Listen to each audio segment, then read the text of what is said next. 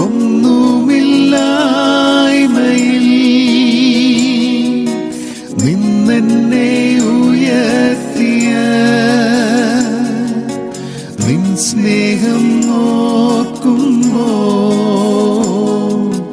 നന്ദിയാൽ പാടും ഞാൻ. എല്ലാ പ്രിയപ്പെട്ടവർക്കും സ്നേഹവന്ദനം. 1 യോഹന്നാൻ 4 അധ്യായം അതിന്റെ 8 വാക്യത്തിൽ, സ്നേഹിക്കാത്തവൻ ദൈവത്തെ അറിഞ്ഞിട്ടില്ല, ദൈവം സ്നേഹം തന്നെ. പ്രിയമുള്ളവരെ, ദൈവം സ്നേഹമാണ്. ഈ ഉറപ്പ് നമ്മുടെ ജീവിതത്തെ നയിക്കാൻ പര്യാപ്തമാണ്.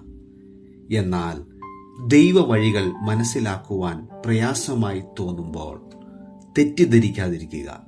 പകരം ദൈവകരങ്ങളിൽ നമ്മെ തന്നെ വിനയപ്പെടുത്തുക. അപ്പോൾ ദൈവത്തിന്റെ ഹൃദയം നമ്മൾക്കായി തുറക്കപ്പെടുകയും നാം വിവേകമുള്ളവരായി തീരുകയും ചെയ്യും. താഴ്മയും സ്നേഹവും ഉള്ളവർക്ക് ദൈവസ്നേഹത്തിന്റെ ആഴം ഗ്രഹിക്കുവാൻ ഏത് പ്രതികൂല സാഹചര്യങ്ങളിലും സാധിക്കും. ദൈവത്തിന്റെ ശക്തമായ കരങ്ങൾക്കുള്ളിൽ സ്വയം വിനയപ്പെടുത്തി ഏൽപ്പിച്ചു കൊടുക്കുമ്പോൾ നമുക്ക് സമാധാനം ലഭിക്കും.